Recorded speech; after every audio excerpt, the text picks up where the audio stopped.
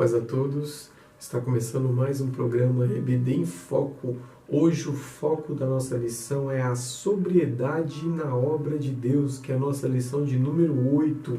Temos o nosso texto áureo que nos diz assim: E não vos embriagueis com vinho em que há contenda, mas enchei-vos do Espírito. A nossa verdade prática: o exercício do ofício divino é incompatível com o alcoolismo, maus costumes e intemperanças. Temos também a nossa leitura bíblica em classe. Temos 2 livros para a gente pesquisar. Levítico, no Antigo Testamento, e temos a passagem no Novo Testamento. Levítico capítulo 10, versículo do 8 ao 11. E 1 Timóteo capítulo 3, do 1 ao 3.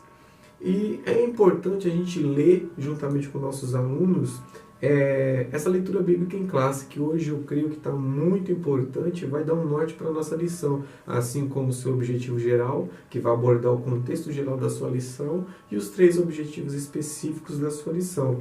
É importante lembrar também que estamos aqui só para contribuir com um resumo breve, rápido, e eu creio que dentro desse resumo pode ter alguma coisa que você pode estar utilizando na sua aula. E eu creio que posso estar colaborando com vocês, assim como vocês com a gente, até na próxima aula também, que teremos a lição com o tema Jesus, o Holocausto Perfeito, a nossa lição de número 9, onde faremos essa lição na TV Pro Music, às 11h30 da manhã desse próximo domingo. Você que quiser nos acompanhar, mandar sua pergunta, a sua sugestão, você participar com a gente ao vivo, trazer a sua contribuição de conhecimento, que eu creio que você tem um conhecimento abençoado por Deus. Só esse pequeno lembrete para você não esquecer nesse próximo domingo às 11h30.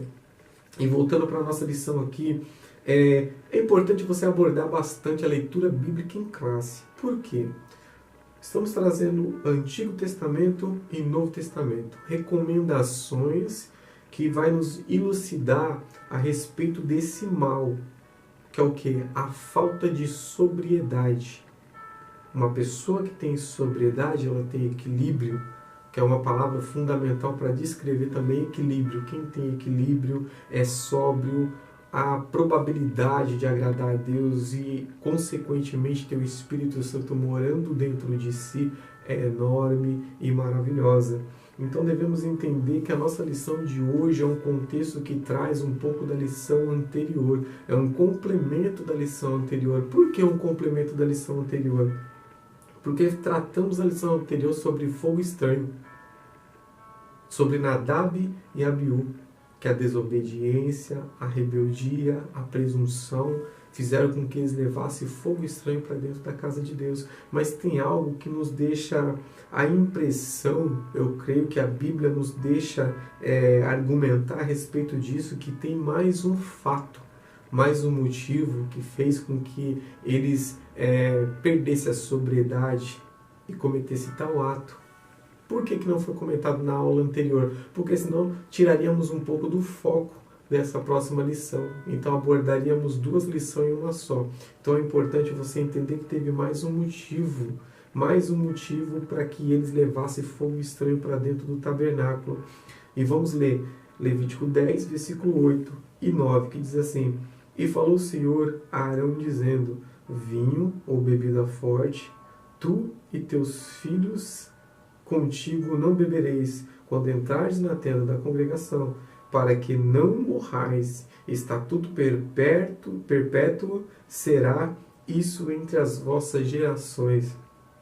Perpétuo significa o quê? Contínuo. Ou seja, uma coisa que tem que ser feito de contínuo, ou seja, uma sobriedade que tem que se manter continuamente. E 1 Timóteo? Vamos ler aqui 1 Timóteo, capítulo 3, versículo 1 em diante. Esta é uma palavra fiel, se alguém deseja o episcopado, excelente obra deseja. Aí vem as recomendações. Convém, pois, que o bispo seja irrepreensível, marido de uma só mulher, vigilante, sóbrio, honesto, hospitaleiro e apto para ensinar. Aí vem essa parte aqui que é um pouco da lição que a gente vai tratar hoje. Não dado ao vinho, não espancador, não cobiçoso de torpe ganância, mas moderado, não contencioso e não avarento. Qual o contexto que a gente traz para essa lição? Antigamente, um líder espiritual, um obreiro na casa de Deus, ou seja, no tabernáculo, na tenda da congregação, sacerdotes, levitas, todos que tinham chamado para a obra do Senhor tinham que se abster de bebida alcoólica e de vinho. Principalmente essa recomendação foi dada pelo Senhor após o ato que acometeu a morte de Nadab e Abiú, onde trouxeram fogo estranho e foram consumidos pelo fogo poderoso do Senhor. Então, o que a gente pode conjecturar aqui? Por que uma conjectura? Porque a Bíblia não especifica, eles morreram porque entraram embriagados. Mas, consequentemente, assim que acontece esse fato dele ser consumido porque levaram fogo estranho para dentro do tabernáculo do Senhor, vem essa recomendação de Deus, que vinho ou bebida forte, tu e teus filhos contigo não bebereis. Então podemos sugerir, podemos entender que eles entraram embriagados para oferecer fogo estranho diante do Senhor. Então foi um ato de rebeldia, presunção, irresponsabilidade e falta de sobriedade. Uma palavra muito importante que devemos entender, que devemos estar sempre sóbrios para fazer a obra do Senhor. E não diferente, Paulo, quando escreve a Timóteo, ele nos diz aqui, convém, pois, que o bispo seja irrepreensível, marido de uma só mulher, vigilante. Vamos abordar primeiro essa palavra, vigilante. Por que vigilante? Se você não vigia, você peca. Se você peca, consequentemente, quem te observa, quem te segue, quem tem você como exemplo, o que acontece? Você acaba escandalizando a palavra do Senhor. Consequentemente, vem a segunda passagem, que é a segunda frase, sóbrio. Sóbrio em que sentido? Não dado ao vinho. Quando a gente fala de sobriedade, a gente já lembra uma pessoa lúcida, uma pessoa consciente, uma pessoa equilibrada. Equilibrado, uma palavra muito importante que podemos definir um pouco sobre sobriedade. Sobriedade. Uma pessoa que está sóbria, que está em plena consciência, as suas faculdades mentais estão funcionando na mais absoluta fluidez. Ou seja, tem todo sentido para ser honesto, hospitaleiro. Olha que se a gente for analisar, vamos ler de novo esse versículo. Mas irmão, por que vamos ler de novo? Porque eu vou ler outro versículo dentro da Bíblia, uma referência que você vai entender o porquê. Convém, pois, que o bispo seja irrepreensível, marido de uma só mulher. Aí vem, vigilante, sóbrio, honesto, hospitaleiro e apto para ensinar. Se não demos exemplo, se não somos sóbrios, se não somos vigilantes, estamos dando o quê? Falso testemunho, estamos envergonhando a palavra do Senhor e, consequentemente, como ensinaremos se não vivemos o que pregamos? É algo para se pensar. Mas vamos ler aqui em Gálatas, capítulo 5, no seu versículo 16 a seguir, que diz assim: digo-vos, porém, andai no Espírito, e não satisfazeis os desejos da carne, pois a carne deseja o que é contrário ao Espírito, e o Espírito o que é contrário à carne.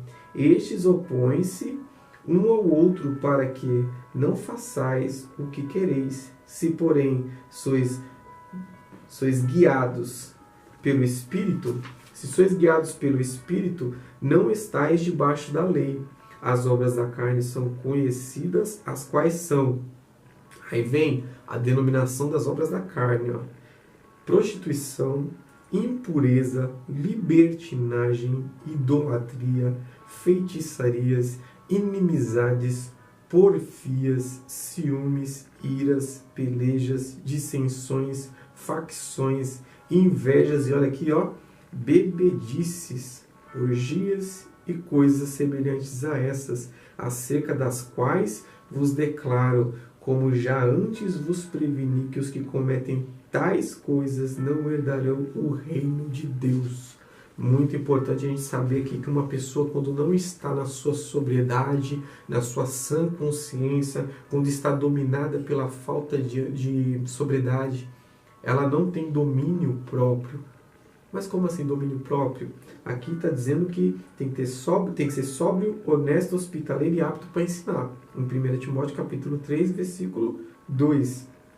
E no seguinte, não dado ao vinho, não espancador, não cobiçoso. Se formos analisar, a gente pode aqui, como consequência, também ler aqui as obras da carne, como a gente aqui havia falado. Tudo é consequência da falta de sobriedade, de equilíbrio. As consequências é o que você alimentar a carne. Quando tais coisas, você perde o controle sobre essas coisas. Então a gente deve entender aqui também que o contrário da carne é o que? O espírito. Se você alimenta o seu espírito, você está sendo contrário à carne. Se alimenta a carne, está sendo contrário ao espírito. Então, como Paulo, muito inteligente, o que ele nos ensina? Quais que são as obras da carne? Falamos aqui. Agora, o fruto do espírito. A gente pode pensar, os frutos do espírito são 9? Não, é o fruto do espírito. E tem aspectos, esse fruto do Espírito. Quais aspectos são?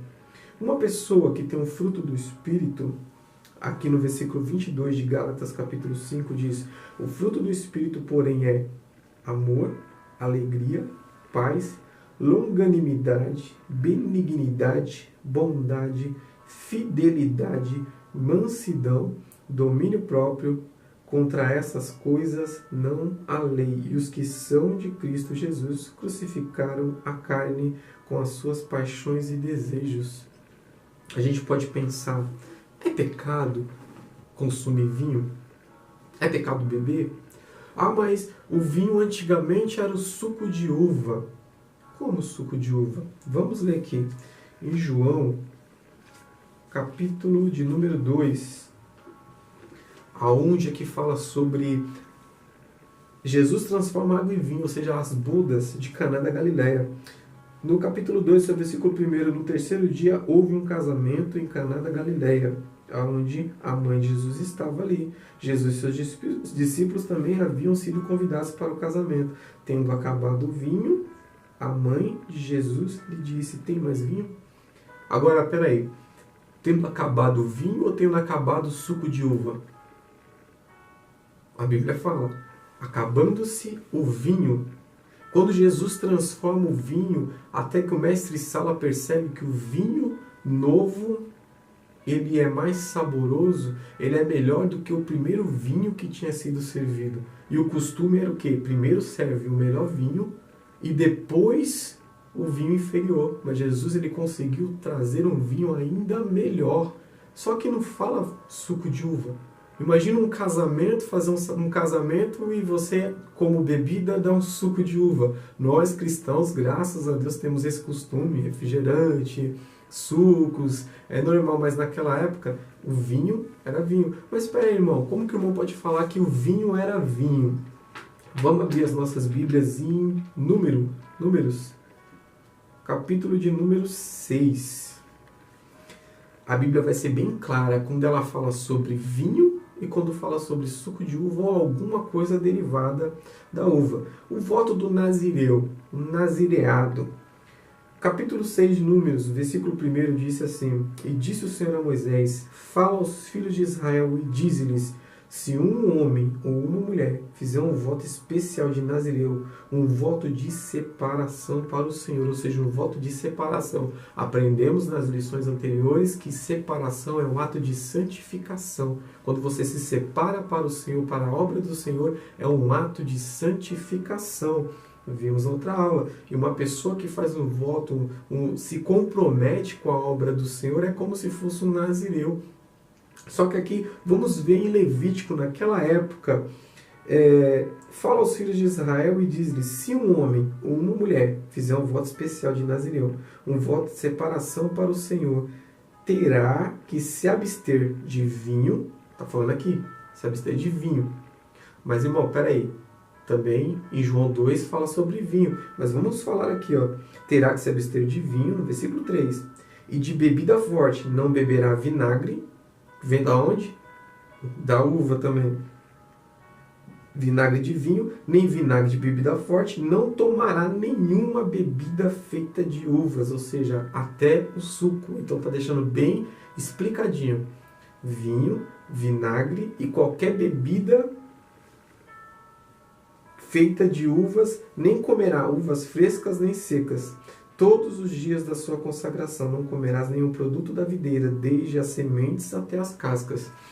O que a gente entende com isso? Quando a Bíblia quer falar vinho, ou quando quer falar suco de uva, ou alguma coisa da vide, ela pega e explica e deixa bem especificado. Mas por que o irmão está falando isso? Por que o professor está falando isso? A gente fala aqui sobre a embriaguez de Noé, que no primeiro tópico, o vinho na história sagrada.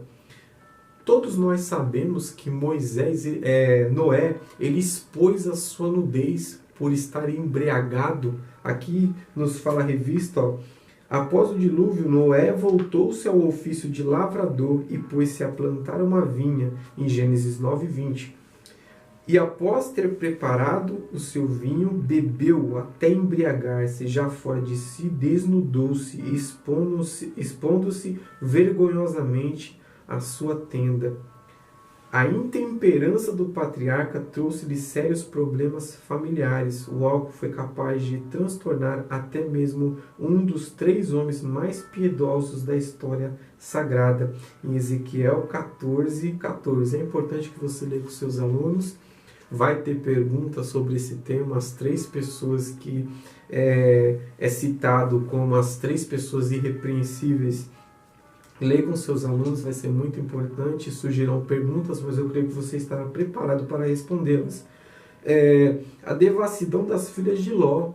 As filhas de Ló, com o pretexto de medo de acabar a descendência de seu pai, o embriagam, o embebedam e têm relações incestuosas com ele, com consequências lastimáveis depois, porque toda ação gera uma reação. Toda atitude que você vai ser é dono das suas atitudes, mas não das suas consequências. É muito importante você entender isso. Temos também aqui o exemplo do vinho como um instrumento de corrupção. Aquele episódio quando Davi ele adultera com Betseba, e ele convocou Urias, olha aqui, ó, que estava na frente da batalha, embriagou-o e induziu a deitar-se com a sua esposa adúltera, e já grávida, ela já estava grávida de Davi. E se o seu plano houvesse dado certo, aquela criança ficaria na conta de Urias, o heteu. Então devemos entender que o vinho foi um pretexto ou englobou muitos pecados que foi nocivos à saúde, teve consequências. Vemos episódios que aconteceu com a família de Davi até então, outrora abençoada. Aconteceu certos episódios que toda ação gera reação, todo pecado tem uma consequência. No Antigo Testamento, em sua oferta de manjares aos senhores, os israelitas faziam-lhe também a libação de 1/4 de hin, que era uma medida daquela época, Levítico 13:13. Nessa oferenda, o adorador reconhecia que tudo quanto existia pertence ao Senhor. Era um motivo de alegria, de reconhecer que tudo que o Senhor fazia era bom e perfeito. E no Novo Testamento, o primeiro milagre de Jesus, como a gente aqui se referiu já no começo da lição, foi transformar a água em vinho. E ao instruir a Santa Ceia, ele fez uso deste mesmo produto, a fim de simbolizar o seu sangue redentor. Muito importante. Mas o que a gente deve se falar também?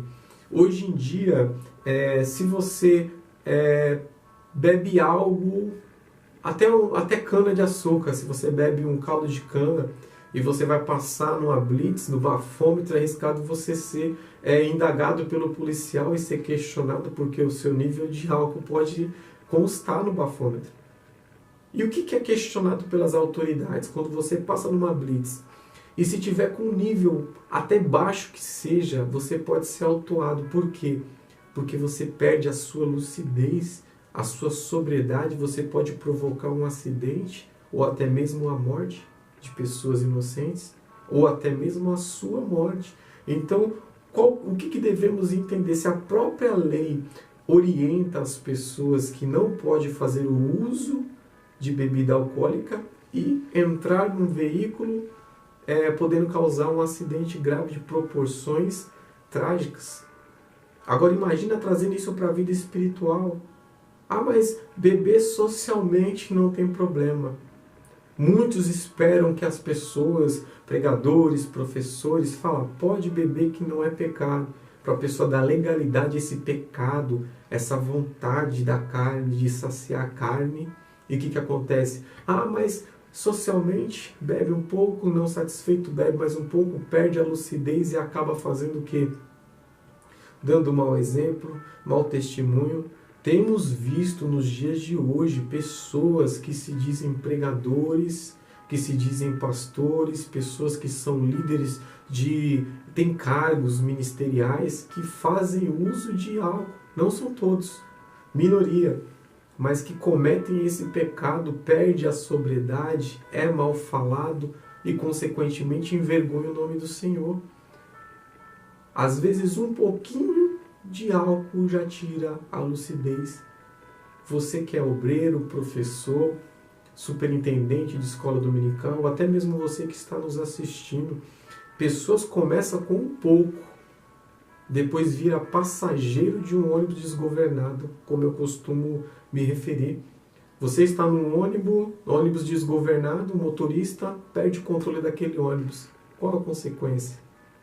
Automaticamente vai ter que ser parado ou atirado em algum certo lugar, porque quem vai parar esse ônibus? Se o motorista perdeu o controle. Pessoas abusam de uma velocidade achando eu sou o melhor piloto, perde o controle e acabou. Muitas pessoas podem começar quando pensa que não, já perdeu o controle. Já perdeu aqui, a gente pode voltar para a nossa verdade prática aqui, ó. O exercício do ofício divino é incompatível com o alcoolismo, maus costumes e intemperanças. Agora deixando um pouco de lado essa parte do vinho, aqui, a sobriedade na obra de Deus.